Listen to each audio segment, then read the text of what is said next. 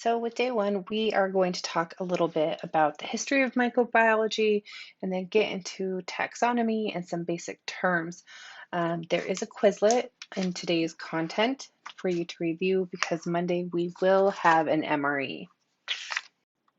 So, microbiology began with Robert Hooke, and this happened in the early 1600s. He discovered dead cells using what we would call an early microscope. So magnification of these dead cells was the very beginning of microbiology. He wrote a book called Mycographia, which you can see right here. It was this book read later by Antoine von Leeuwenhoek. I don't ever say that right, who ended up developing a more powerful microscope.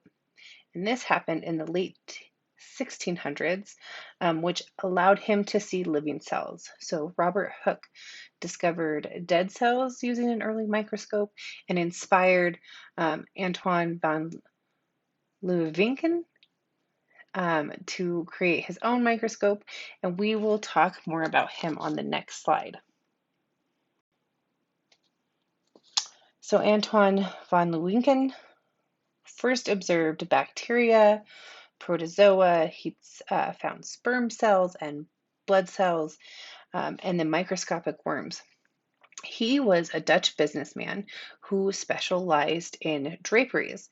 And for those who created draperies, made draperies, they would inspect them with magnifying glasses. And his magnifying glasses were not up to his standards. He needed to see smaller fibers. So he was a self-taught glassmaker, and he developed his own glass and magnification, which led him to develop a more powerful microscope than Robert Hooke. And after reading Robert Hooke's book and developing his own glass and creating that microscope, he was becoming a self-taught microbiologist. He was actually the first to experiment with microbes, and they originally were called Dirkens, which is Dutch for small animals. So he discovered that there were blood cells that were in the human body. And think about that. In the late 1600s in Europe, the church was very prominent. So they were not for this, and a lot of people did not believe him early on. So our next figure, Louis Pasteur, is considered the father of microbiology because he discovered fermentation in 1857 and then pasteurization in 1864. He then later went on to develop a vaccine for rabies, and he was the first one to propose the germ theory of disease. So he was the first one to say, hey, I think there's specific germs that cause specific disease processes. So let's go over some terms. So pasteurization is our first one.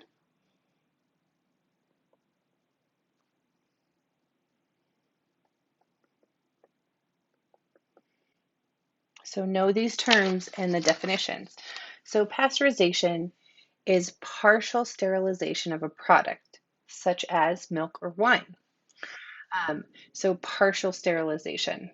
So keep that key term in mind when we talk about sterilization. So it's designed to make food safe for consumption and increase its shelf life. So food will often be treated with heat, mild heat, with the goal to damage organisms or enzymes in that food that can age or spoil the food. It does not kill spores. So it does not kill spores.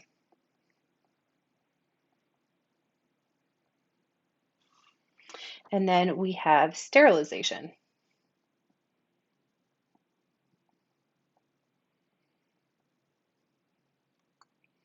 And this is any process that removes or kills or deactivates all forms of life. So this will get rid of all forms of life.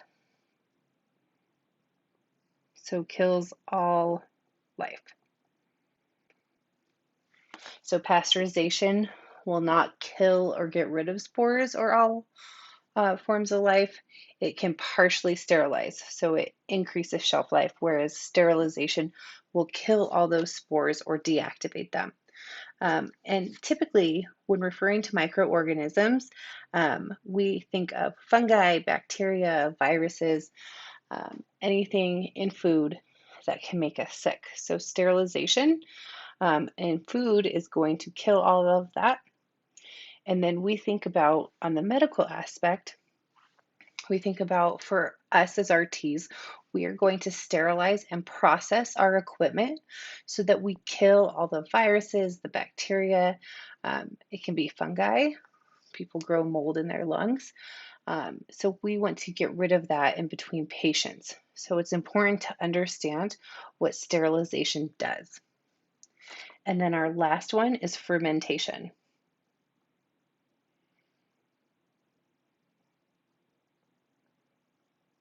And fermentation is a metabolic process producing chemical changes in organic matter through enzymes. Um, when we refer to it in biochemistry, it's extracting energy in the absence of oxygen. So because a cell is not receiving oxygen, it's still going to access that energy and extract it, and then the fermentation process will start. So Robert Koch proved Pasteur's germ theory of disease. So he linked specific microbes to specific disease processes. And he did that with these principles here. And for that, he received a Nobel Prize in 1905 in physiology. So these principles proved what Pasteur was trying to say. And in doing so, he identified anthrax, tuberculosis, and cholera. He also invented microbiology media, which what he did was he designed liquids and gels to support growth of these microbes or cells. So we call them streak plates.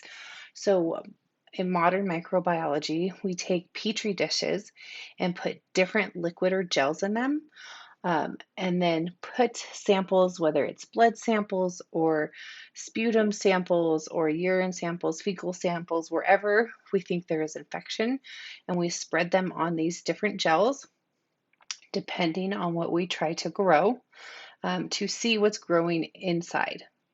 It's actually very brilliant.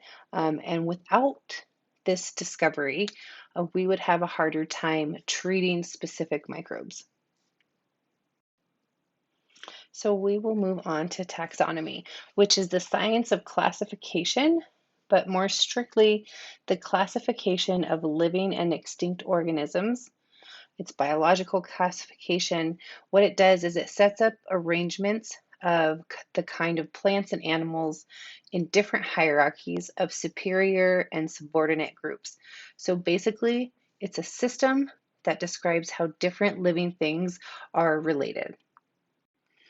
So the first thing that we are separated into in taxonomy is the kingdoms. So there are 5 kingdoms, and this is the largest subdivision of classification. So you have monorans, which are bacteria, protists, which include amoebas and parasites, fungi, which include mold, yeast, and mushrooms, plantae, which are plants, and Animalia, obviously, which is animals. And plants and animals rarely cause disease. Not that they can't, but they are not as likely to cause disease. So all organisms are in one of the 5 kingdoms. Some organisms are in 2. So you may be thinking, where do viruses fit in? Well, viruses are partial forms of living things. They're somewhere in between living and non-living. So they're kind of like the zombies of the earth. So here we have a visual representation of the five kingdoms. You have protists, which are going to be amoebas and parasites, monorans, which are bacteria and very simple microorganisms, fungi, so the mushroom, yeast, mold, plants, and then animals. So the five kingdoms are further subdivided into phylum, class, order, family, genus, and species. So make sure you know that. So we only usually refer to an organism by their genus and species. So example is Streptococcus pneumoniae. To remember the order of the kingdoms and their subdivisions, uh, we can say King Philip came over from Germany swimming. So let's go over how they are broken down in this picture. So we start with kingdom. So the kingdom of Animalia. So all of these are animals. And then we go to the phylum. And this phylum is just stating that all of these animals have tails. This class is broken down into mammals. So all of these animals are mammals. And then we go to order, and every animal in this order is a carnivore. And then we go down to family. All of these animals are bears. Then we go down to their genus, and this would be brown and black bears. And then their specific species, and in this case, it is a grizzly bear. So before we talk about each kingdom, let's take a minute to talk about cells. So we have prokaryotic cells and eukaryotic cells. So you need to know the difference between these two types of cells. So eukaryotic cells are going to have membrane-bound nucleus. So they contain a nucleus, which is the organelle that tells the structure what to do, tells the cell how to work, and contains the DNA. And then we have membrane-bound organelles within the cell. So each organelle has its function and is bound in its own membrane and is not freely floating around. So these cells are more complicated than prokaryotic cells because these can be a single cellular organism or multicellular. So animals are eukaryotes. We have multiple cells that make us an organism. So examples would be algae, protozoa, fungi, plants, animals are all eukaryotes. So don't forget, back to anatomy and physiology, an organelle is that tiny cellular structure that performs specific functions within the cell. Prokaryotes have no nucleus. They have a nucleoid. So they don't have a nucleus, they have a nucleoid. They have a plasma membrane, so it's not as thick. And in the cell, you have cytoplasm. And that cytoplasm is where the organelles freely float. So they don't have membranes that compartmentalize each organelle. So single open space, so they're not divided by membrane walls. They may contain pili, flagella, which are going to help with movement and attaching to a host. And they have one rigid cell wall around the outside.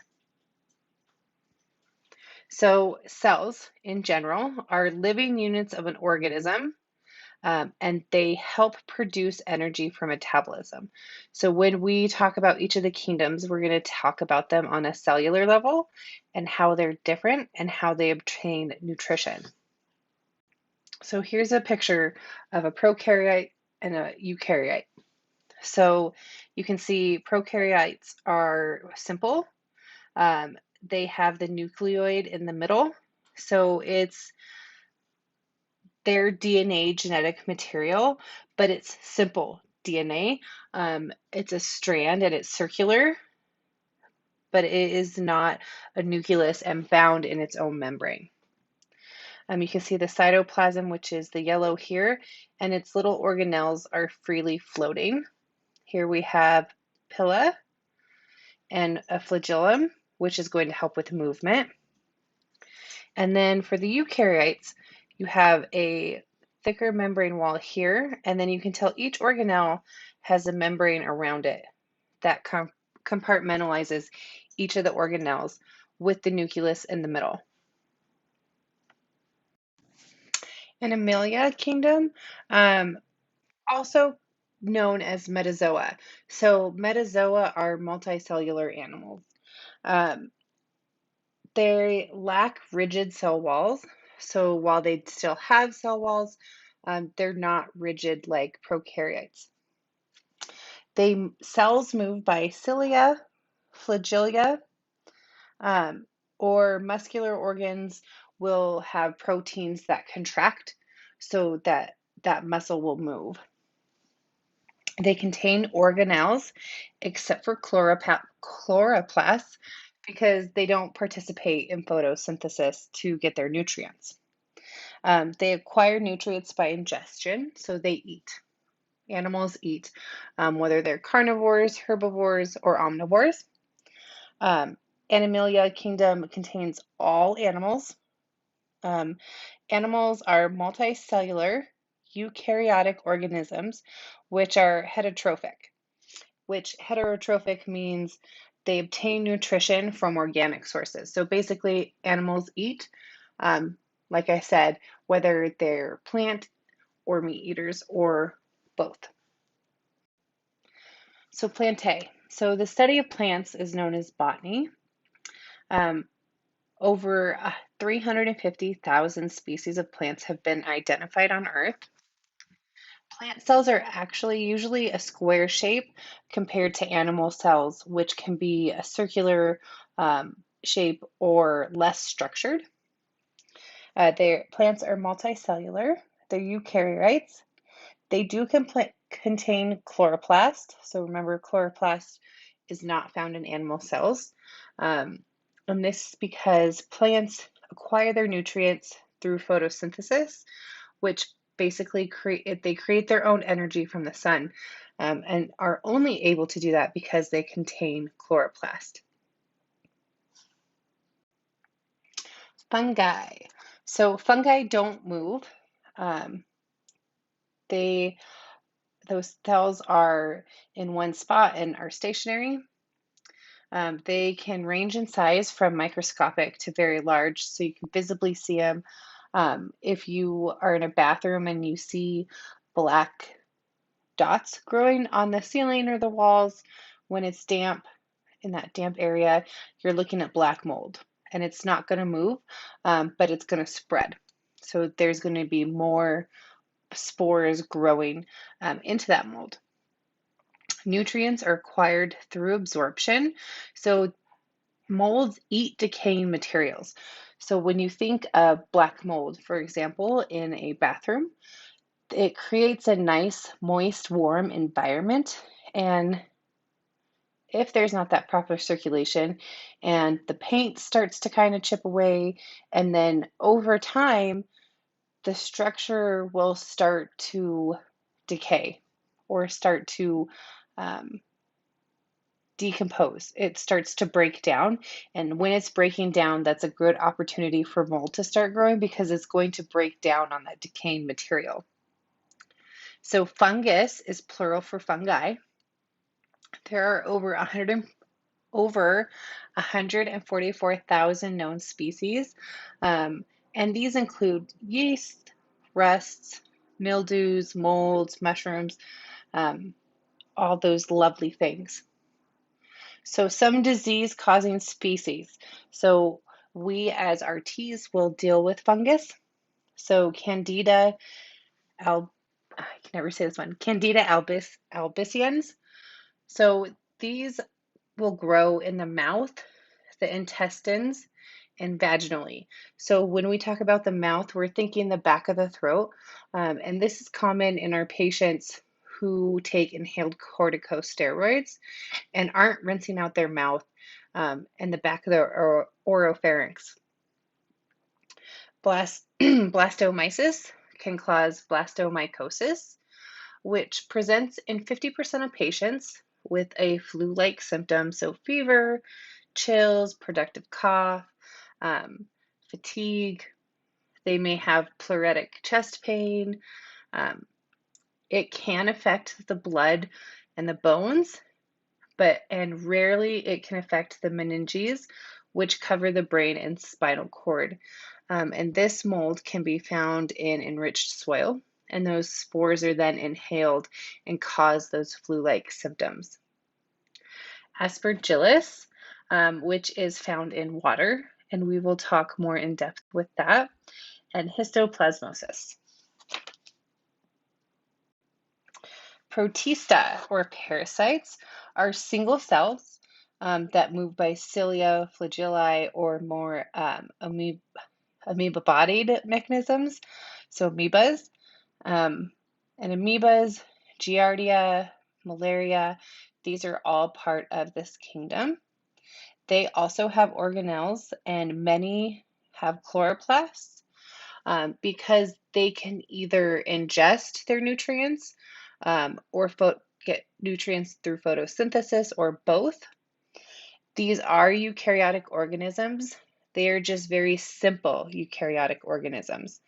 They are usually either a single cell or a colony of similar cells.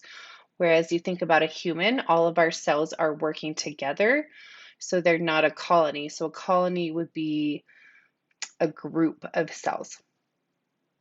They live mostly in water or moist terrestrial habitats, or they live as parasites in the bodies of multicellular eukaryotes.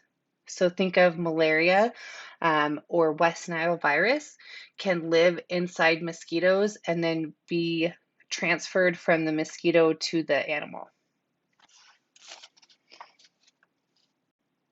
So monoranes, bacteria, remember they have no nucleus. They are prokaryotic or single-celled. They may or may not move. They are very tiny and cannot be seen with the human eye. They have no feeding mechanism, and they only absorb their nutrients from their host. Most bacteria or monoranes are harmless, but some are pathogenic. So pathogenic means causing disease or capable of doing so. Some are opportunistic, which means that they don't seek to cause harm or disease, but given the chance that they will. They reproduce asexually through budding or fission, and they have a nutritional mode of absorption. Some may have photosynthesis or chemosynthesis, so producing that nutrient and energy for themselves from a chemical reaction. So bacteria, blue algae, and primitive pathogens are in this kingdom.